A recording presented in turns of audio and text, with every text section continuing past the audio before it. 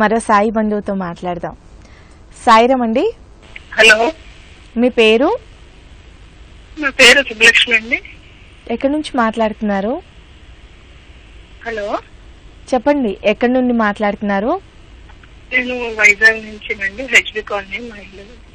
చెప్పండి. సాయిరామ్ చెప్పినట్టే అతని భక్తులను అతనే తీసుకుంటారు అన్నట్టుగా ఉదాహరణ నేనండి. నాకు 2002 వరకు అసలు బాబా గారు ఇది అన్నదైతే నాకు అసలు ఏం తెలీదు. 2002లో వైజాగ్ వచ్చాము మేము శ్రీకాకుళం నుంచి. హలో, వింటున్నానండి, చెప్పండి.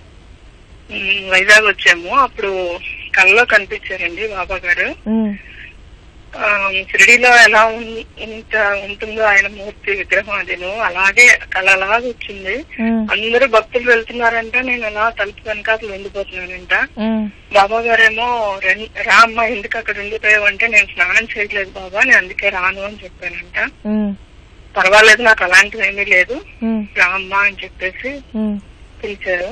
ఆ రోజు నుంచి ఈ రోజు వరకు ఆయన పాదాలు ఎట్ట విడవలేదండి. నాకు తల్లి, తండ్రి, గురువు, దైవం అన్ని బాబా గారేనండి. నాకు ఇంకేదేముంది కూడా ఇచ్చాను. లేస్తే సారం, పడుకుంటే సారం, కూర్చుంటే సారం, ఏదైనా బాబానేనండి. అది అంటే ఎన్నో నాకు నిరూపణలు జరిగాయండి. కాకపోతే సమయం అందరి భక్తులకి అవకాశం ఇవ్వాలి కాబట్టి ఈ రోజే మొదటిసారి నాకు కాల్ కలిసింది. ఇలాగ ఇంకా అవకాశం ఆయన ఇస్తూ ఉంటే నా అనుభవాలు చాలా చెప్పాలండి. నిలబడ్డాను అంటే నాకు బాబా గారి దయనండి. ఒక్కొక్కసారి నేను బాబా గారి మీద కోపం కూడా అలుగుతానండి. కోపం కాదు, అలుగుతాను.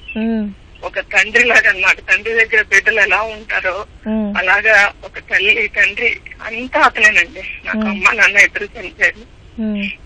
చనిపోయారు అన్ను ఆయన తీసుకెళ్లిపోయారు. ఆయన ఉన్నారు కాబట్టి వాళ్ళని తీసుకెళ్లిపోయారు అంతే. నాకు ఏదన్నా బాబావే. ఒకసారి అఖండ జ్యోతి అయినప్పుడు నేను అక్కడికి వెళ్లి బాబా గారి సచరిత్ర చదివానండి 7 వారాలు వరుసగా. చదివితే ఆవిడేమో వాళ్ళ ఇంట్లో ఒక 6 అడుగుల బాబా గారి విగ్రహం అన్నమాట ఉన్నదంట. వాళ్ళ ఇంట్లో పిల్లలందరికీ ఇచ్చేగా ఇంకొకటి ఎక్స్ట్రాగా ఉంది.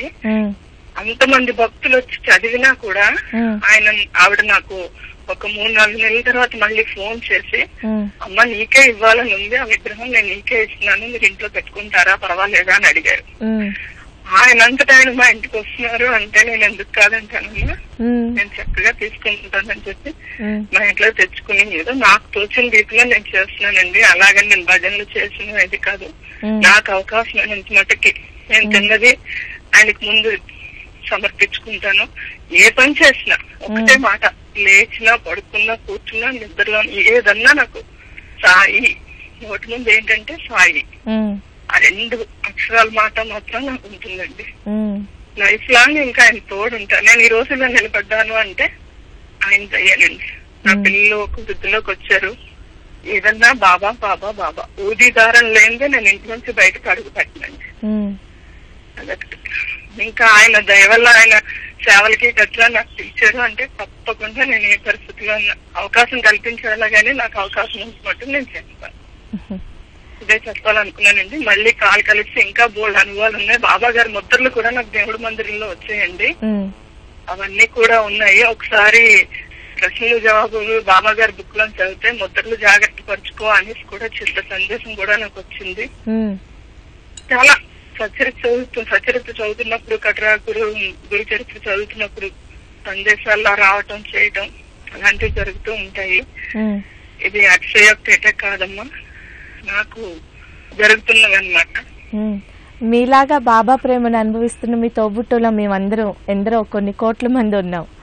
సో బాబా నమ్మిన వాళ్ళకి తెలుస్తుంది మీరు చెప్పేవంతా ఎంత యథార్థమో.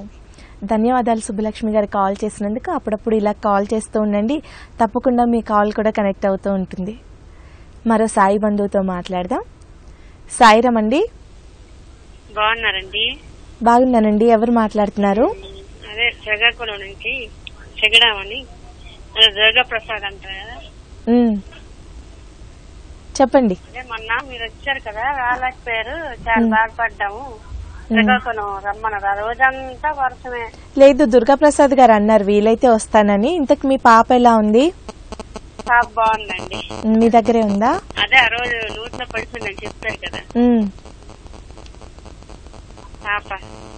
అవును, అవునండి. పాప బానే ఉంది. తను మానసికంగా కోలుకుందా, ధైర్యంగా ఉందా అని అడుగుతున్నారు. ఇప్పుడు బానే ఉంది, అయిన తర్వాత కొంచెం బాగుంది ఇప్పుడు.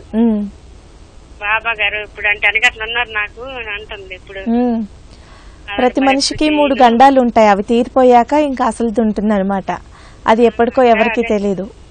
అదే ఇతను అంటున్నారు కరం పోయింది చిన్న, మరి ఎంత మీద నుంచి పడిపోయినా ఎట్టి తవ్వలేదంటే బాబా ఎంత మరి కాపాడారు, పట్టుకున్నారు చేత్తోని. బాగానే ఉన్నారు. అదే ఆ రోజు వర్షం అలా పడుతుంది తెల్లవారి నుంచి సాయంత్రం, మరీ ఎక్కువ అయిపోయింది సాయంత్రం వర్షం. ఆ రోజు రాలేపారు, చాలా బాధపడ్డారు. మళ్ళీ ఈసారి వచ్చినప్పుడు ఎక్కడైనా కలుస్తుంది అని అంటున్నారు. అంటే ఆ రోజు ఇద్దరం వద్దాం అనుకున్నాము. పర్వాలేదమ్మా, మళ్ళీ ఎప్పుడైనా అటు కార్యక్రమం పెట్టుకున్నప్పుడు కలుద్దాము. నామలిఖితాలప్పుడు కుదిరింది వచ్చారు కదా. కలుస్తాను, పాప హైదరాబాదే కదా, పాప చేపెట్టినప్పుడైనా నేను ఆఫీస్కి వెళ్తాను అంటున్నారు. కళ్ళపని దగ్గరికి వచ్చినప్పుడు కళ్ళపని బాబా మనకంటే అదే రాసి పెట్టలేదు కలడానికి, అందుకే ఆ రోజంతా అలా వర్షం పడుతూనే ఉన్నది. బానే ఉన్నాము. అయితే అదే సాయి ఇది పాదుక ఏదో చూపిస్తున్నారు కదా, డబ్బులు పంపించమని అంటున్నాను.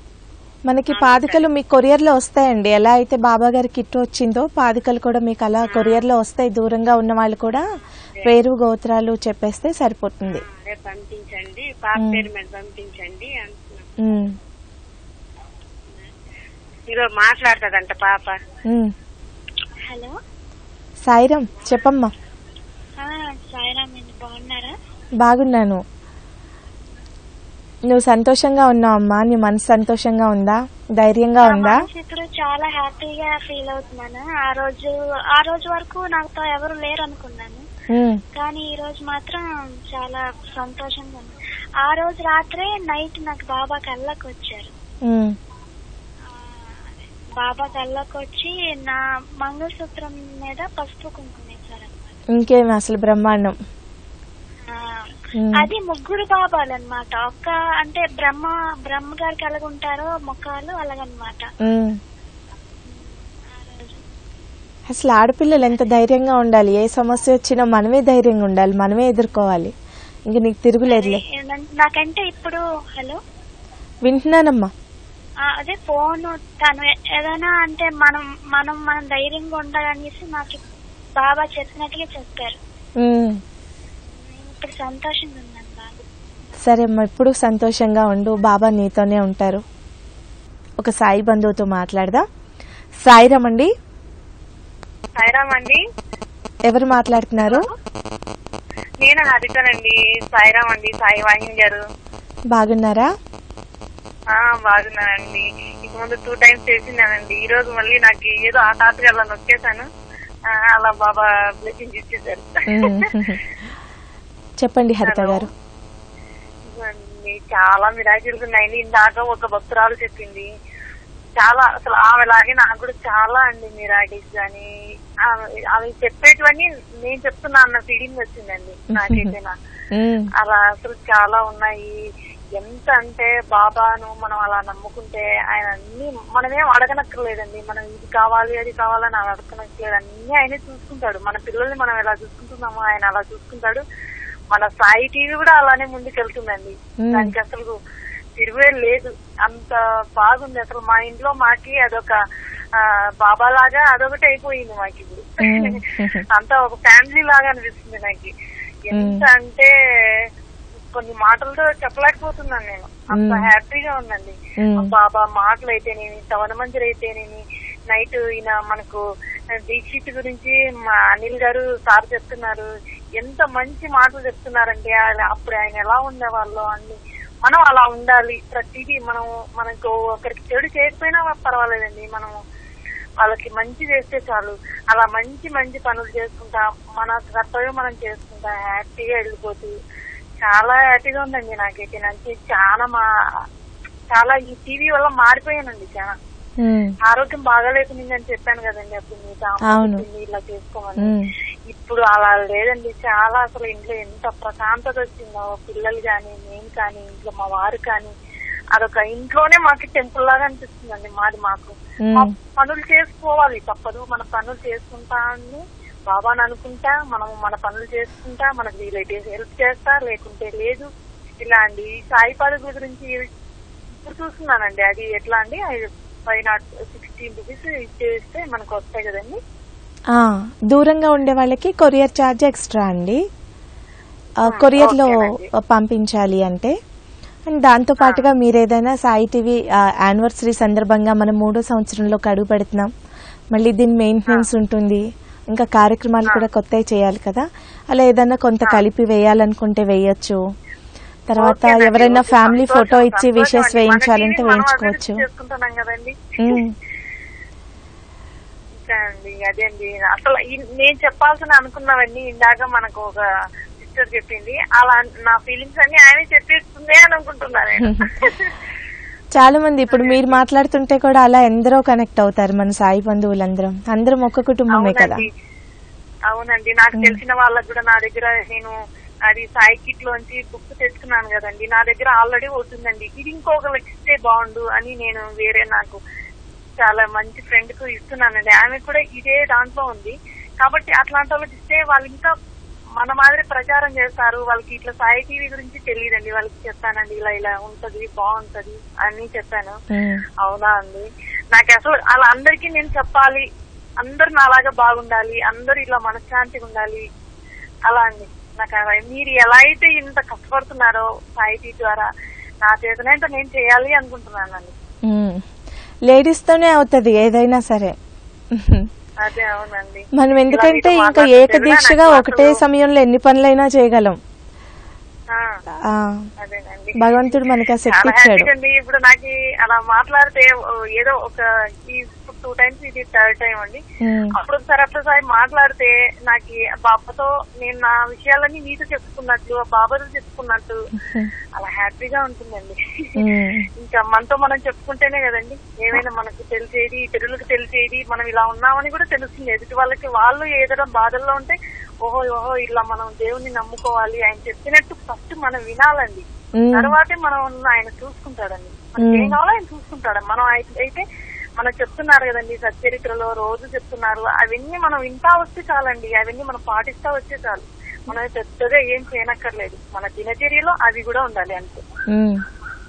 అదే అండి, హ్యాపీ అండి. ఓకేనండి, ఇంకా కాల్స్ అందరు వెయిట్ చేస్తుంటారు కదా అలాగే. ధన్యవాదాలు హరిత గారు కాల్ చేసినందుకు. సరే, సాయి టీవీ 2 వార్షికోత్సవాలు పూర్తి చేసుకుని 3వ సంవత్సరంలోకి అడుగు పెడుతున్న సందర్భంగా మన సాయి సోదరి భువనగిరి నుంచి వాణిశ్రీ గారు, నేను ఇంతకుముందు లైవ్లో ఒకసారి అనౌన్స్ చేశాను కదా సాయి టీవీలో కొద్దిగా కొత్త పాటలు చేసుకుందాం ఎవరైనా ముందుకు రండి అని. తను ఒక పాటకు ముందుకొచ్చారు. సో యానివర్సరీ సాంగ్ తను చేయించారు. చాలా అంటే చాలా బాగుంది. చాలా ఇంకా నేనే ఇంత సంతోషంగా ఉన్నానంటే ఆబ్వియస్లీ అందరికీ చాలా నచ్చుతుంది. ఈరోజే వచ్చింది మనకది, బట్ రఫ్ ట్రాక్ చాలా బాగుంది. ఫుల్ సాంగ్ త్వరలో వినబోతారు సాయి టీవీ వార్షికోత్సవం సాంగ్. ఈ పాటని మనకి బాబాకి సాయి టీవీకి ప్రేమతో అందించిన వాణిశ్రీ గారికి మన సాయి బంధువులందరి తరపున కృతజ్ఞతలు. ఇలా ఇంకా సాయి బంధువులందరూ ముందుకొస్తే ఇంకా చాలా చక్కని పాటలు మనందరం బాబా గురించి ఒక కొన్ని గంటల్లో చదివితే కలగని ప్రేమ ఒక 5 నిమిషాల పాటలో కలుగుతుంది. గానానికి ఉండే మాధుర్యము, దాంట్లో ఉండే మ్యాజిక్ అదే. సో ఎవరికైనా అవకాశం ఉంటే తప్పకుండా మంచి పాటలు బాబా గారే చేపిద్దాం. మీరు కూడా ముందుకు రావచ్చు. ఒక సాయి బంధువుతో మాట్లాడదాం. సాయిరామ్ అండి. సాయిరామ్ అండి, హైదరాబాద్ నుంచి మాట్లాడుతున్నా, పద్మ. పద్మ గారు చెప్పండి. హలో చెప్పండి అమ్మా. పద్మనండి, నేను హైదరాబాద్ నుంచి మాట్లాడుతున్నా, మైదుపట్నం నుంచి. సరే అండి. మేము సాయి భక్తులేనండి, సాయిబాబా అంటే మాకు ఇష్టం. అయితే మేము సాయి లీలల గురించి నేను చెప్పాలనుకున్నా అండి. తప్పకుండా చెప్పండి. అయితే ఒకసారి మేము రైల్వే షిరిడి వెళ్తానికి బయలుదేరినాం అండి. హలో వింటున్నాను పద్మ గారు, నేను సైలెంట్ గా వింటున్నాను. ఊ కొట్టాలా?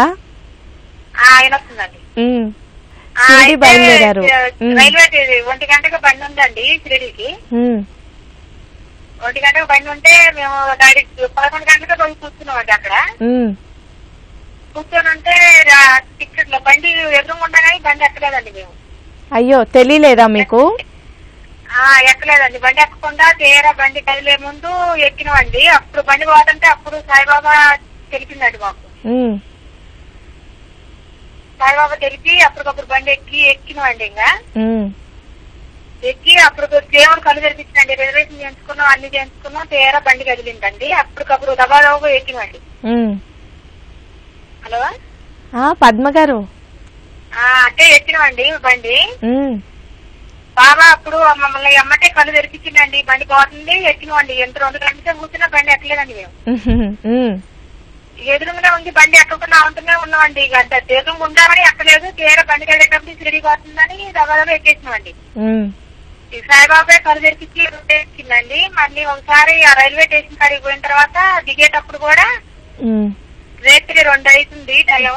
పండుకున్నాం అంటే ఇక నిద్రపోతాం అందరం కలిసి. నిద్రపోతుంటే ఇట్లా అందరం నిద్రపోతున్నాం. తీరా బండి స్టేషన్ దగ్గర అర్ధరాత్రి 2 అయింది టైం. 2 గంటలకి అందరం నిద్రపోతుంటే మా అమ్మకి ఒక ఆమెకు మేలుకొచ్చి బండి స్టేషన్ దగ్గరకు వచ్చిందా అని అన్నదండి. అని పోలీసు ఆయన అడిగితే ఈ రోజు స్టేషన్ మీదే అని చెప్పిందండి. చెప్పంలోనే ఇంకా అసలు అమ్మమ్మ అందరినీ లేచిందండి. వరుసగా అక్కడొకళ్ళు ఉంటే దోలాడుకుంటా రేత్రి చీకటే రైల్వే స్టేషన్ దగ్గరకు వచ్చింది.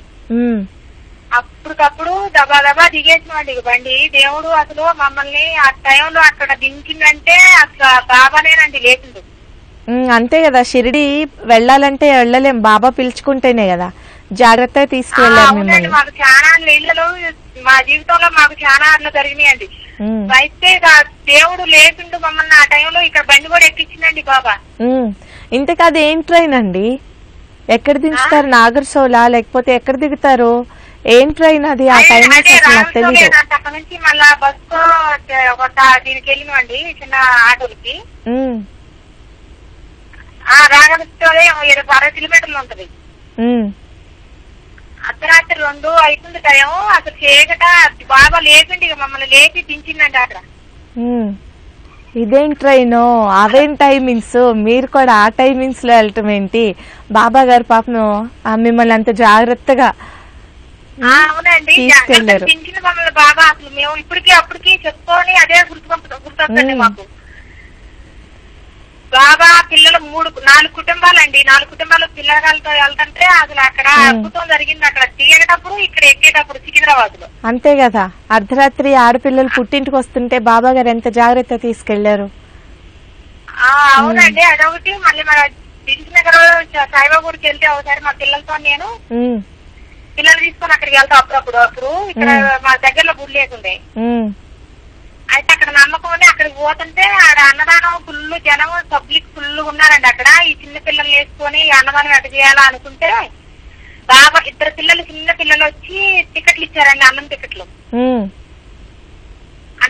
2 టికెట్లు ఇచ్చారండి. నాకు అసలు ఇప్పటికి జరిగి కూడా 15 సంవత్సరాలు అవుతుంది కానీ ఇప్పటికి మర్చిపోలేదు.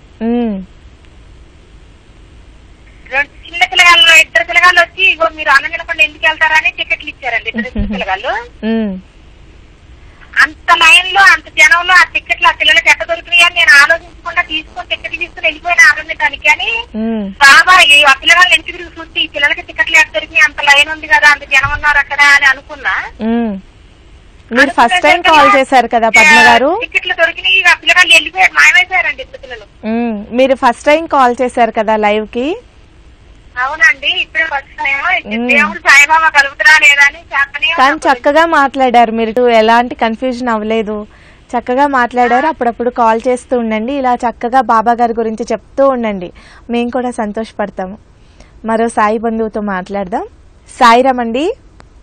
సాయిరామ్. సాయి ఎవరు మాట్లాడుతున్నారు? అనంతపూర్ నుండి శైలజ సాయి మాట్లాడుతాండి. మీరు బెంగళూరులో ఉంటారా? సాయి ఛానల్ లేదని చాలా బాధపడినాను. కానీ నిన్న నేను చూసాకే నాకు ఆనందం అయింది సాయి. నాకు సాయి ఛానల్ చూసి ఇంకా చాలా చెప్పాలనుకుంటాను, కానీ నాకేమో నా తండ్రిని ఎలా చెప్పాలా, ఎలా ఇది చేయాలా అనేది నాకు గుర్తుకు రావడం లేదు సాయి. కానీ ఎవరైనా ఏదైనా లీల చెప్తుంటే మనకు కూడా ఇలాగే జరిగింది కదా అనిపిస్తుంది కదా.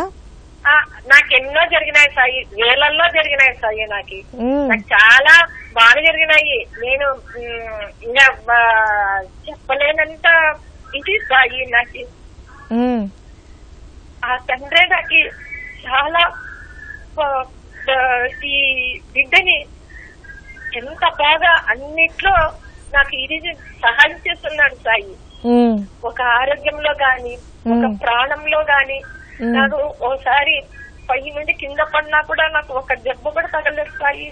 నానా అన్నాను, నన్ను ఎంత బాగా తీసుకొని పక్కన పెట్టినట్ల ఇదేంది సాయి. మా బాబు పేరు కూడా రంగదత్త సాయి. మా బాబు పేరు సాయి అంటే అమ్మా తాతయ్య ఉన్నాళ్ళేమ్మా మనకి. మా బాబు కూడా ఎప్పుడు తాతయ్య తాతయ్య అని అంటాడు మా బాబు. మాకు నేను ఇంజనీర్ చేసుకోవాలని చాలా ఇష్టపడేదాన్ని. నాకు దత్త సాయి సేవలో మా ఊర్లో నేను ఒక 12 ఏళ్ల సేవ చేస్తాను సాయి. అప్పుడు నాకు ఇంజనీరే కావాలా నాన్న అంటే నాకు ఇంజనీర్ నే చూపించినారు సాయి.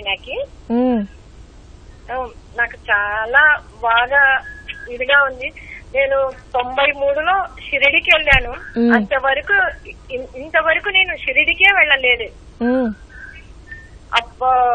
నాకు రేపు సంవత్సరం పోవాలని అనిపిస్తోంది. ఆ సాయికి బట్టలు ఇయ్యాలని నాకు కోరిక ఉంది సాయి. మన నిజంగా అంటే నాకు ఎవరైనా షిరిడికి చెప్పినప్పుడు చాలా వరకు ఆశ్చర్యం వేస్తూ ఉంటుంది. నిజాయితీగా ఒప్పుకోవాలి.